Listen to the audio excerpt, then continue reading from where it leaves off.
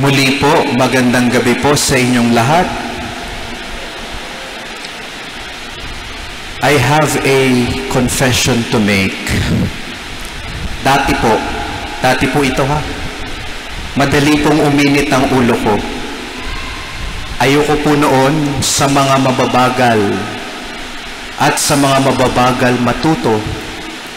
Madali po akong mairita sa mga simpleng pagkakamali, lalo na ho nung ako ay nasa corporate world pa. And when I was working as a nurse, lalo na, madali akong mairita at magalit sa konting mali. Medyo perfectionist po kasi ako dati, and I was really hungry for affirmation, kaya hindi ako pwedeng magkamali. Thanks to seminary formation, natutunan kong tanggapin na itong mga maliliit na bagay na nagpapairita at nagtitrigger sa akin ay mga bagay na talaga namang ayaw ko sa sarili ko mismo. Hindi ko patanggap noon na ako yung mabagal. Ako pala yung mabagal matuto.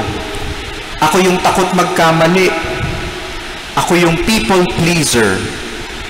Nakakapagod din po.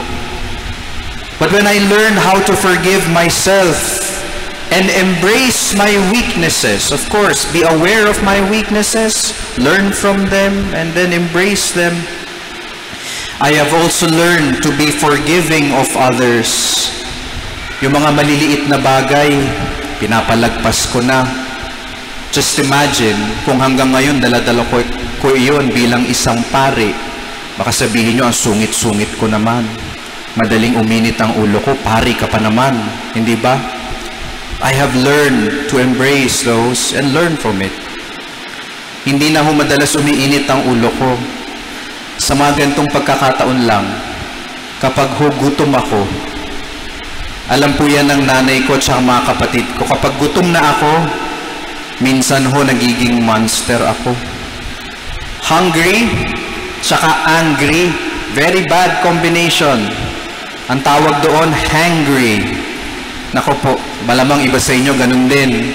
Kapag nagutom, nagtatransform, madaling mairita, madaling magalit. Yung po ang kahinaan ko ngayon na aking pinagsusumikapang baguhin, and I'm still working on it. Sabi nga nila, you are a work in progress. Lahat po tayo mga kapatid, we are works in progress. But as I would like to call it, tayong mga Kristiyano, hindi lang works in progress. We are saints in process. We are all looking forward to heaven, hindi po ba? Tama po ba? Baka nag-a-assume lang ako. Sino po ang ayaw sa langit? Lahat po tayo, hindi po ba? We want to go to heaven. But remember this, only the holy ones can enter the kingdom of heaven. Nothing unholy can ever enter it. That's why kapag nakapasok ka sa langit, automatic, you're a saint.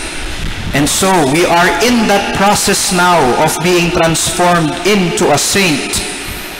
By God's grace, and this is also important, by our will and cooperation. Makahingi tayo ng hingi ng grasya sa Diyos na, Lord, sana magbago na ako. Pero hindi mo naman pinipiling magbago. It takes two, God's grace and our will and cooperation. Pero remember, in this road to holiness, darating sa prosesong ito, sa paglalakbay natin patungong langit, na minsan maiirita ka, minsan iinit ang ulo mo, minsan magtatanong ka pa, bakit ko ba ginagawa ito? Bakit ba ako naglilingkod? Ano bang nakukuha ko dito?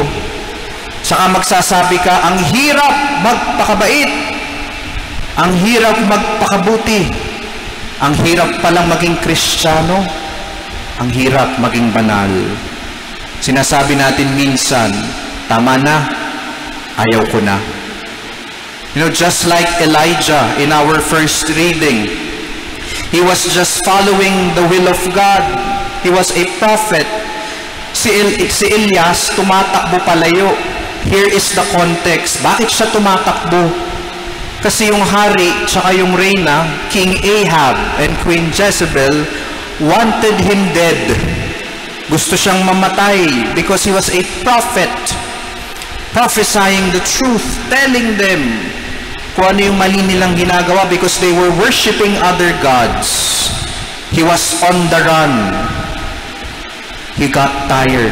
And he cried out to God and prayed for his death. Sabi niya, "This is enough, O Lord. Take my life. Tama na. Ayaw ko na. Gusto ko nang mamatay." But God was patient and understanding. He knows how difficult this journey to holiness is.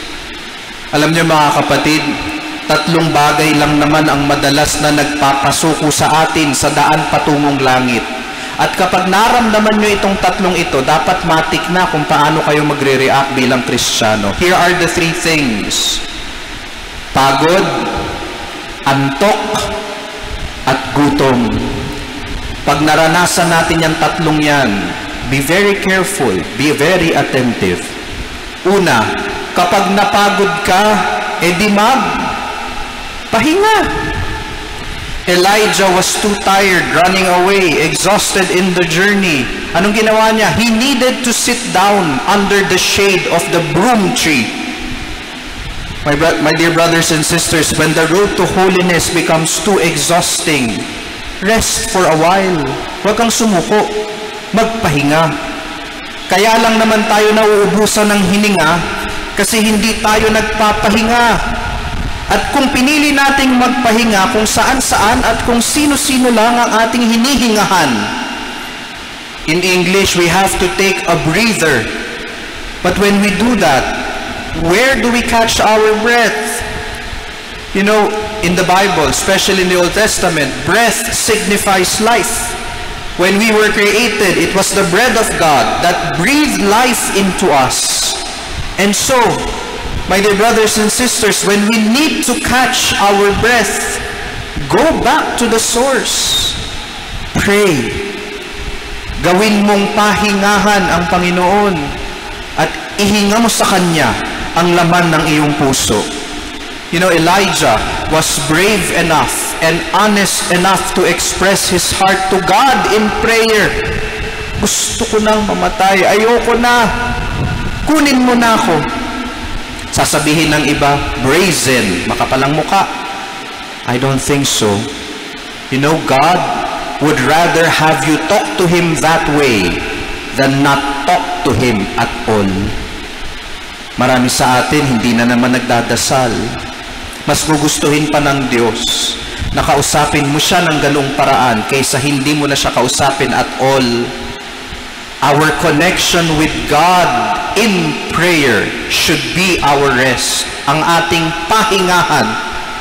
That is why in ministry, in our Christian mission, sa buhay natin bilang Kristiyano, prayer life is indispensable. Kaya nga ang tanong ko, nagdadasal pa ba tayo? Maliban sa bless us, O Lord. Ano ang mga dasal ninyo? Sinasabi nyo pa rin ba sa Panginoon ang laman ng inyong mga puso? Prayer life is indispensable. Bakit? Kasi kapag tumigil ka sa pagdarasal, asahan mo, titigil ang paglilingkod mo. Pag tumigil ka sa pagdarasal, titigil ang pag-unawa mo sa kapwa mo. Pag tumigil ka sa pagdarasal, titigil ang pagmamahal mo. Dati, nung tinitignan ko yung telepono, may feature sa telepono pinapakita dyan yung average time in your cell phone every day. At pinakita sa akin yung aking habit dati sa cellphone, I spend 4 hours on the screen. We only have 24 hours, my dear friends. Tanggalin mo na yung 8 oras sa pagtulog. 4 na oras nilalaan natin. Ako lang yun, nilalaan ko sa mga walang kwentang bagay like social media and all. Kailangan kong magpahinga, pero iba ang pinagkukuhaan ko ng hininga. Kaya hindi ako makapagpahinga. Spend your rest in prayer. Kaya pagpagod, magpahinga. Rest in prayer. Pangalawa, antok. Kapag inantok ka, matulog. Pero wag dito sa simbahan, mamili ka ng tamang lugar. So baka dyan may nanaantok na, matutulog dito. in our spiritual life. When we get sleepy, then rest. You know, Elijah, after sitting down under the shade, lay down and fell asleep, natulog. Minsan pala, tulog lang ang solusyon. Pero tandaan nyo mga kapatid, may tulog na parang hindi ka natulog. Naramdaman nyo na yon? Tulog na hindi ka natulog dahil maraming bumabagabag sa puso at isipan mo. Restless sleep. Remember the parable of the 10 virgins. Half were wise, half were foolish. They came out to meet the bridegroom. Pero yung bridegroom delayed. And so, habang nag-aantay sila, they all became drowsy. They all fell asleep. In our waiting for Jesus in His second coming, we all get drowsy and fall asleep, regardless whether you are wise or you are foolish. But guess who slept with peace of mind? The wise virgins. Why? Because they slept knowing they were prepared for the coming of the bridegroom. Handa sila. Samantalang yung mga hangal, the foolish ones, pagkagising nila, hindi sila magkanda-ugaga. Balisa. Bakit? Kasi hindi sila handa. As said by St. Paul in our second reading, maybe because they have not removed all bitterness, fury, anger, reviling, and all malice from their hearts.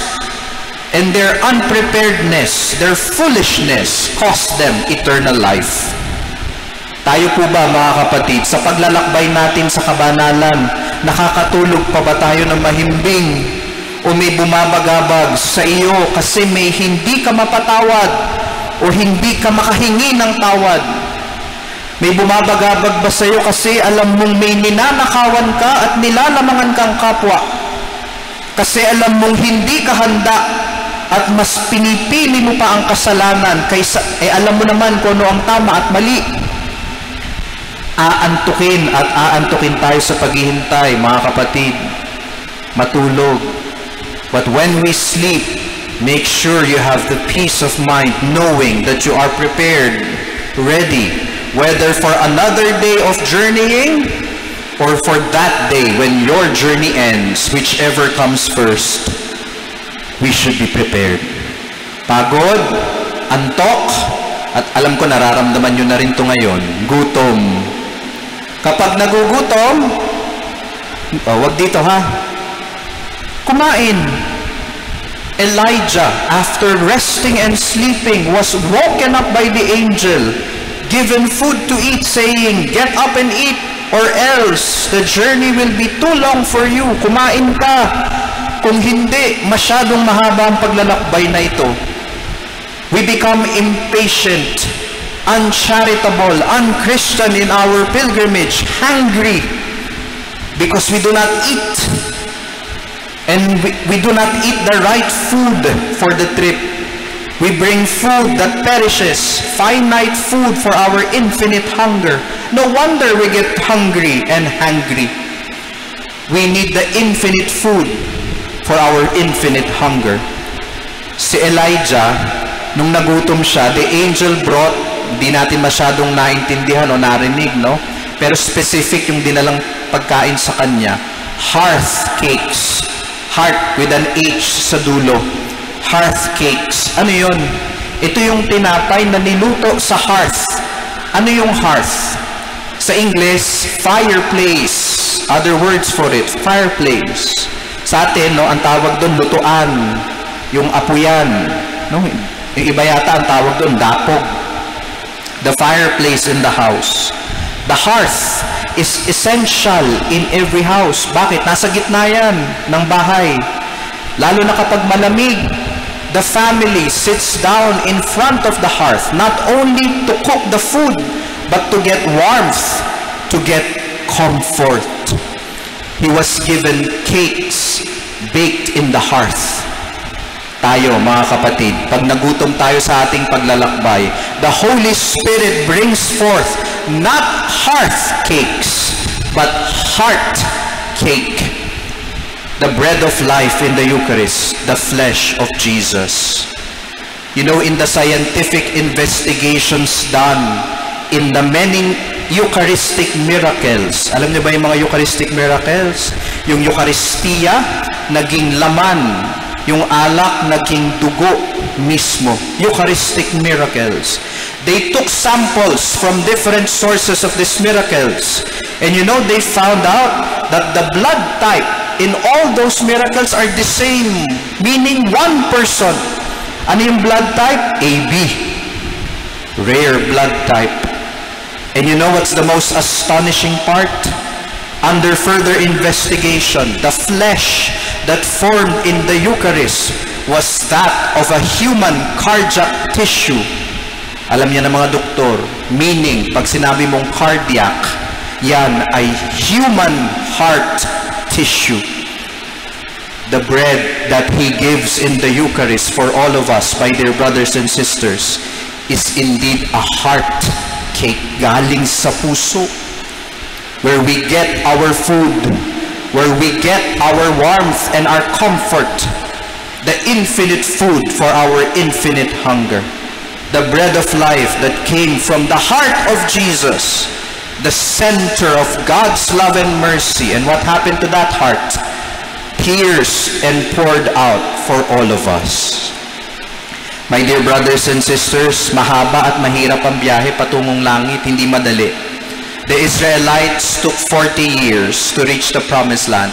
Elijah took 40 days and 40 nights to reach the sacred mountain. The Israelites, they groaned and complained. Elijah fell into despair. But remember, Jesus also spent 40 days and 40 nights in the desert.